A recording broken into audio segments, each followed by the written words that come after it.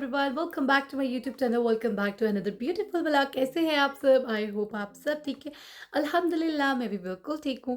तो वीडियो को स्टार्ट करने से पहले, if you guys are watching this video first time, please make sure subscribe to my YouTube channel and don't forget to hit the bell icon to get the notification of my latest video. So let's start the video. मुझे है ना एक बात समझ नहीं आती, जब मैं सोचती हूँ ना मैं कैमरा को ऐसे बैक कैमरे से करूँ, लाइक व्लॉग बनाऊँ, तो इतना डार्क होता है। और जब मैं उसको फ्लैश लाइट ऑन करती हूँ ना, तो एग्जैक्टली 8-10 मिनट्स के बाद, लाइक ये भी मैंने काफ़ी ज़्यादा बोल दिए हैं, लाइक 5 मिनट के बाद ना मुझे लगता है कि मैं अंधी हो रही हूँ। लेकिन आंखें जब फ्लैश बंद होता है ना, तो कुछ नज़र ही नहीं आता। पता नहीं लोग कैसे फ्लैश ऑन करके और बैक कैमरा से यूं यूं यूं यूं करके ब्लॉगिंग कर रहे होते हैं।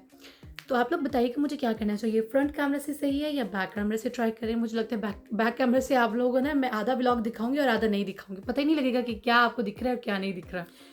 मुझे लगता है मैं जितनी मेहनत कर रही हूँ ना, मुझे वैसा फल नहीं मिल रहा। लाइक ऐसा लगता है कि मैं थोड़े से जो वीडियोस जो डालती हूँ ना, तो उसके मुताबिक जो होते हैं ना, सब्सक्राइबर्स ऊपर जा रहे हैं। लाइक अगर मैंने कोई नया वीडियो डाला है ना, तो उससे बस 1-2 वीडियोस से सब्सक्राइबर्स ऊपर जाते हैं, फिर रुक जाते हैं। और मुझे सच्ची से लिटरली परेशानी हो रही है, बिकॉज मैंने सुना था कि अगर आप आई थिंक 3 मंथ्स तक कंसिस्टेंट रहते हैं, तो आपको जो है ना वो ठीक ठाक आपके सब्सक्राइबर्स भी आ जाते हैं और काफ़ी आपके व्यूज़ भी अच्छे होते हैं। मे बी अब मेरे में ही कुछ चीज़ है, या मैं रेगुलर नहीं हूँ, मुझे रेगुलर व्लॉग डालने चाहिए। मगर मुझे लगता है मुझे रेगुलर नहीं डालने चाहिए, बिकॉज रेगुलर से क्या होता है ना, वो व्यूज़ जो होते हैं ना वो रुक जाते हैं। लाइक पिछले वीडियोज़ के इतने व्यूज़ नहीं आते, मैं आगे से डाल दूँ यार, समझ नहीं आ रही, मैंने पागल हो जाना है। अगर कोई है, कोई अच्छी सी एडवाइस दे सकता है, मुझे बताएं मुझे कौन सा जादू मंत्र करना है कि अच्छे से व्यूज़ भी आ जाए और सब्सक्राइबर्स भी आ जाए और चैनल भी मोनेटाइज हो जाए। है आप लोगों के पास कोई अच्छा सा प्यारा सा ट्रिक? तो ज़रूर बताइएगा मुझे कमेंट्स में। तो चलिए जी, बाकी का वीडियो जो है वो मैं वॉइस ओवर करूँगी, बिकॉज़ आप लोगों को तो पता है, ऑब्वियसली जो लोग मुझे शुरू से जानते हैं ना, जब से मैं व्लॉगिंग कर रही हूँ, आप लोगों को पता है कि मेरा कोई भी वीडियो ऐसा नहीं होता कि एक ही दिन में रिकॉर्ड किया हो। तो मैं छोटे-छोटे क्लिप्स को रिकॉर्ड करके रख लेती हूँ और बाद में फिर जो होता है वॉइस ओवर कर लेती हूँ जब टाइम मिलता है। लाइफ़ इतनी बिज़ी है ना, आप यकीन नहीं मानेंगे। मैं कहती हूँ बंदा इतना थक जाता है ना सारा दिन काम कर के, उसके बाद बिल्कुल हिम्मत नहीं रहती है वॉइस ओवर करने की। तो या तो बंदा एक काम की तरफ पता होना कि मेरा यही जॉब है और यहीं से जो है ना मैंने जो है वो मेरा घर चलना है, तो फिर तो बंदा रोज़ाना करता है ना, रोज़ाना व्लॉगिंग कर सकता है। लाइक आपको पता होता है कि आपका ये जॉब है, और जब पता हो ना कि यार पता नहीं क्या होना है क्या नहीं होना, तो पर थोड़ा सा ना दिल वो फिर हो जाता है यार चलो अब मैं छोड़ देता हूँ, टायर्ड हूँ, फिर देखेंगे नेक्स्ट टाइम। तो ऐसा मेरे साथ हो जाता है। और मैं यहाँ पे नूडल्स बना रही थी, क्योंकि मैंने सुबह का कुछ नहीं खाया हुआ था, बहुत ज़्यादा भूख लगी हुई, तो मैंने सोचा चलें थोड़े से नूडल्स खा लेते हैं। और मेरे ना ये आदत है, जब मैं नूडल्स बना रही होती हूँ ना, पैकेट में जो जो थोड़े से नूडल्स बच जाते हैं ना, मैं उसको लाजमी टेस्ट करती हूँ। ऐसे क्रंची क्रंची बहुत टेस्टी लगते हैं। तो मेरी तो ये आदत है, लाजमी जब थोड़े से रह जाते हैं ना, मैं उनको टेस्ट करती हूँ। और यहाँ पे मेरे नूडल्स रेडी हो रहे हैं, और एक्चुअली मैं आई थी यहाँ पे डिनर रेडी करने के लिए, लेकिन आप लोगों को पता है कि पहले खुद में थोड़ी सी एनर्जी लेके आनी होती है, ताकि बंदा जो है वो काम अच्छे से कर सके। क्योंकि आपको खुद को नहीं पता होता आपका किचन में कितना ज़्यादा टाइम स्पेंड होना है। अब सम टाइम क्या होता है, सब जब सारी चीज़ें अवेलेबल होती हैं ना, तो बहुत ईज़ी होता है कुकिंग करना, आपको बिल्कुल भी मुश्किल नहीं होती। लेकिन जब कभी ऐसा होता है ना, आपके माइंड में ऑल ऑफ सडन कोई ख़्याल आता है किसी चीज़ को बनाने का, और आप वो बनाना शुरू भी कर लेते हो, लेकिन फिर बाद में याद आता है यार मैं ये तो लेके आ गया, ये भी मेरे पास अभी नहीं है, ये भी नहीं है। जैसे-जैसे कुकिंग प्रोसेस आगे जा रहा होता है ना, फिर आपको वैसे-वैसे चीज़ें याद भी आ रही होती हैं। अब बनाने से पहले मुझे लगा था कि मेरे पास सब कुछ है, लेकिन जब मैंने बनाते हुए मुझे रियलाइज़ हुआ यार अभी ये भी नहीं है, अभी ये भी नहीं। पर मैंने आप लोगों को तो ये भी नहीं बताया मैं बना क्या रही हूँ। मैं बना रही हूँ दही वाले बैंगन। वो जो डिफरेंट स्टाइल से बैंगन बनते हैं ना, वो इतने ज़्यादा ना पसंद नहीं आते। पाकिस्तान में थे ना तब बहुत मज़े के लगते थे, लेकिन यहाँ पे ना इतने मज़े के लिटरली नहीं लगते। तो यहाँ पे ना मैं फिर दही वाले बैंगन जब भी बनाती हूँ ना, तो फिर दही वाले बनाती हूँ। तो आज बैठे-बैठे ख़्याल आया तो बनाना शुरू किया। उसके लिए एक बस बैंगन मेरे पास पड़ा था, मुझे लगा कि मेरे पास सारी चीज़ें हैं, लेकिन बस आगे तो आप लोग वीडियो में देख ही लेंगे कि मेरे साथ क्या हुआ। अच्छा जी, यहाँ पे ना मोस्ट इम्पॉर्टेंट चीज़ ये है कि जब आप ग्रॉसरी करके आते हैं ना, तो जो बैग होते हैं ना उनको सँभाल के रखना होता है, क्योंकि उनके भी आपको ना पैसे पे करने होते हैं। तो मैं क्या होता था, शुरू-शुरू में ऐसे चले जाती थी, मैं कहती थी ओह! फिर क्या हुआ, बिकॉज़ आदत बनी हुई थी ना बैग ना साथ लेके जाने की। लेकिन अब जो है मैं बैग जो अपने पर्स में है ना, एक्स्ट्रा 2-3 बैग ज़रूर रखती हूँ, ताकि मुझे जब ज़रूरत पड़े तो मैं उसे यूज़ कर सकूँ। क्योंकि फिर मुश्किल हो जाता है वापस-वापस आप पैसे पे करो, और समटाइम क्या होता है यहाँ पे डिफरेंट बैग होते हैं पेपर वाले, और जब आप उसमें ज़्यादा चीज़ें डाल देते हो ना, तो वो रास्ते में आते-आते फट जाते हैं। तो फिर बेटर होता है, मैं प्रेफ़र करती हूँ कि इस तरह के बैग जो है ना मैं साथ लेके जाती हूँ। और यहाँ पे मैं कटिंग करने लगी थी अनियंस की, और मैं आपको दिखा रही थी कि ये मैं कटिंग बोर्ड का ये वाला साइड यूज़ करती हूँ, क्योंकि जो दूसरा साइड है ना वहाँ पे क्या होता है कि समटाइम अनियंस बीच में डालते हुए ना एक आधा अनियन जो है ना वो उसके अंदर स्टक हो जाता है। फिर मैं कहती हूँ बेटर है कि मैं इसको ऐसे ही यूज़ कर लूँ, लाइक डिफरेंट वे में। तो यहाँ पे जो मैं अपने अनियंस कट कर रही हूँ, और उससे पहले आप देख सकते हैं हमने बैंगन को है वो जो अच्छे से वॉश किया और उसको नहलाया, और उसके बाद उसको मैं पेपर टॉवल से ड्राई कर रही हूँ, किचन टॉवल से, ताकि वो अच्छे से ड्राई हो, और फिर उसके बाद हम उसकी कटिंग करेंगे। तो सबसे मुश्किल काम ऑब्वियसली कटिंग ही होती है। मुझे लगता है खाना बनाना तो बहुत ईज़ी है, अगर आपके पास सब कुछ अवेलेबल है, आपको पता है आपने क्या बनाना है, तो वो इतना मुश्किल नहीं होता। सबसे ज़्यादा मुश्किल काम यही होता है कटिंग करना, और सारी चीज़ें जो आपने बनानी है वो आपके पास पहले से मौजूद हो। तो यहाँ पे जी हम अनियंस को कट कर रहे हैं, आई थिंक अनियंस नहीं, सॉरी, बैंगन को कट कर रहे हैं। बैंगन इतना ज़्यादा शाइनी था ना, मुझे खुद टेंशन हो रही थी कि यार इन्होंने कोई वैक्स वगैरह तो नहीं उसके ऊपर लगाई हुई, क्योंकि इतना शाइनी बैंगन तो मैंने आज तक नहीं देखा। क्योंकि यहाँ पे जो एप्पल्स होते हैं ना, वहाँ पे जो शाइन कर रहे होते हैं, वहाँ पे उन्होंने ना वैक्स यूज़ किया होता है। तो मैं हमेशा मेक श्योर करती हूँ कि ऐसे एप्पल्स ना लूँ जहाँ पे वो उन्होंने वैक्स यूज़ किया हुआ है उसके ऊपर। तो ये वाला बहुत ज़्यादा शाइन कर रहा था। लेकिन मैं आपको सही बात बताऊँ, यहाँ पे जितने ज़्यादा ये वेजिटेबल्स सुंदर दिख रहे होते हैं ना, इतने टेस्टी बिल्कुल भी नहीं होते। तो पाकिस्तान में जो होते हैं ना, मैं कहती हूँ वो बेस्ट होते हैं। वो आप चिकन ऐड ना भी करो ना, चीज़ें इतनी मज़ेदार बनती हैं, इतनी नाइस और टेस्टी होती है ना कि आपका दिल करता है कि बस बार-बार खाएँ।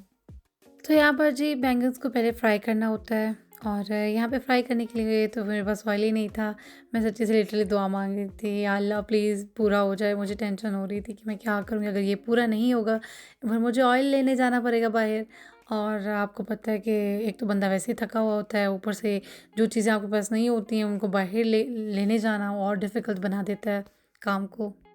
अब मुझे ऐसा लगता है बैंगन जो होता है ना, अगर आप ऑयल उसको फ्राई करते हो ना, वो जल्दी से उसको अब्ज़ॉर्ब कर लेते हैं। अब अल्लाह जाने उनको भूख लगी होती है, प्यास लगी होती है ऑयल की। तो जब मैंने थोड़ा-सा डाला ना, मुझे लगा शायद इतने में हो जाएँगे। नहीं, मैं कहती हूँ मैं काम कर रही हूँ और काम मेरे लिए आसान हो जाए, ऐसा तो हो ही नहीं सकता। तो वन बाय वन करके मैंने इनको फ्राई करना शुरू किया, और ये देख सकते हैं आप, कुछ स्लाइसेस मुझसे मोटी कटी थी और कुछ स्लाइसेस जो थी वो बारीक कटी थी। मैंने कहा दैट्स फाइन, हमने फ्राई तो करना है। एज़ लॉन्ग एज़ सारी जो हैं वो इक्वली फ्राई हो रही हैं, तो आई आई डोंट थिंक सो ये मैटर करता है। तो बिकॉज़ मैंने इसको डायरेक्ट जो था वो हांडी में नहीं डाला, उस पहले इसको फ्राई करना था, और बाद में जो है इसका सेपरेट से मसाला तैयार करते हैं। फिर उसके बाद आप दही यूज़ करते हैं, और उसके बाद जो होता है उसके ऊपर तड़का लगाते हैं। ये बस मैंने प्रोसेस आपको बता दिया जल्दी-जल्दी। स्पाइसेस में कुछ भी ज़्यादा नहीं ऐड करना होता है, जो नॉर्मल स्पाइसेस हम लोग यूज़ करते हैं आप भी वही कर सकते हैं। इसमें कोई रॉकेट साइंस नहीं है। कुछ लोग ऐसे होते हैं जो कि जब कुकिंग को दिखा रहे होते हैं ना, वो दिखा रहे होते हैं कि हो इतना डिफ़िकल्ट है, आपको इतने सारे इंग्रेडिएंट्स चाहिए। तो गाइस लिटरली ऐसा कुछ भी नहीं होता। आप लोग ना क्विकली क्विकली कर सकते हो। जो कुछ आपके पास है ना, आप उसी का इस्तेमाल करके ना एक अच्छी सी नाइस सी डिश जो है ना वो अपने घर में तैयार कर सकते हो। अच्छा, जब मैं बचपन में ना कभी किसी को देखा करती थी ना, अपनी मामा को, फूफो को, चाची को, कि वो कुछ कुकिंग कर रही हैं, तो मुझे ऐसा लगता था यार, अच्छा अगर किसी रेसिपी को आप फ़ॉलो करते हो ना, तो इसका मतलब है पता नहीं कौन-सी महान चीज़ें होती हैं जो आपको खरीदनी होती हैं। अब जब मैं खुद कुकिंग करती हूँ और कोई रेसिपीज़ वगैरह देखती हूँ, मैं कहती हूँ हाँ, ये तो बहुत ईज़ी है, ये तो मैं आराम से जाके लेके आ सकती हूँ, ये तो कुछ भी मुश्किल नहीं है। इनफैक्ट वो मुझे, अब जो वो लोग जो थे ना जब वो कुकिंग करते थे, अब वो मुझे देख के हैरान हो रहे होते हैं कि यार तुम ये कैसे तुमने इतनी अच्छी डिशेज़ जो एडवांस डिशेज़ होती है तुम खुद घर पे बना रही होती हो। हमने तो कभी ऐसे कभी बनाया ही नहीं कुछ।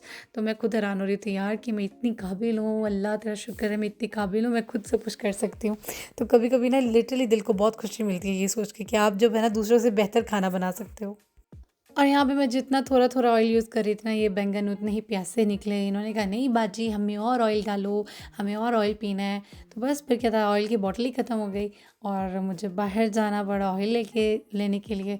और साथ में मुझे याद आया कि थोड़ी-सी और चीज़ें भी हैं जो मुझे ख़रीदनी है। पानी भी ख़त्म हुआ हुआ था पीने वाला, और दही भी नहीं था ऑब्वियसली। देखिए मैं दही वाले बैंगन बनाने लगी हूँ, सिर्फ़ एक बैंगन मेरे पास था, और मुझे लग रहा था कि मेरे पास सब कुछ है, दुनिया जहान की चीज़ें हैं। अच्छा, तो जैसे-जैसे मुझे याद आता गया ना, मैं वैसे-वैसे चीज़ें जो लेती गई, और जब घर आई तो मैं जल्दी से फिर अनियंस कट किए, और टाइम बिल्कुल नहीं था मेरे पास रिकॉर्ड करने का।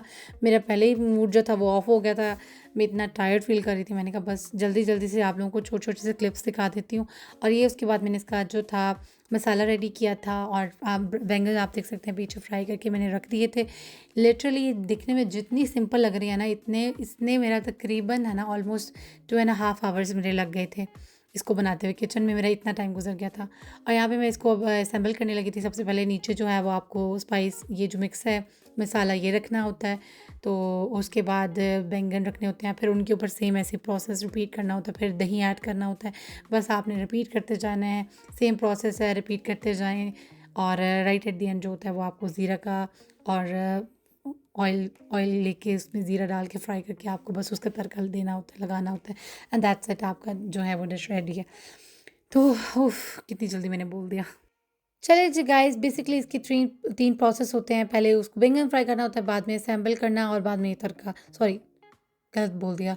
पहले बैंगन फ्राई करना, फिर मसाला रेडी करना और फिर जो है इसको तड़का लगाना, दैट्स इट। तो बस यहीं तक था मेरा वीडियो। अब मैं थक गई हूँ और मैं जाने लगी हूँ। वीडियो को यहीं पे एंड करते हैं। इंशाल्लाह फिर किसी भी अच्छे से प्यारे से वीडियो में आपसे मिलेंगे। और आप लोगों का फ़र्ज़ बनता है कि जल्दी से सब्सक्राइब कर लें और प्यारा से कमेंट कर दें। इंशाल्लाह बहुत जल्द आप लोगों से नेक्स्ट वीडियो में मुलाकात होगी। अपना बहुत सारा ख्याल रखिएगा, मुझे दुआओं में याद रखिएगा। अल्लाह हाफ़िज़। और हाँ, आपने जो गंद मचाया होता है ना, उसको साफ़ करना मत भूलिएगा। बर्तन वगैरह वॉश कर दीजिएगा। बाय।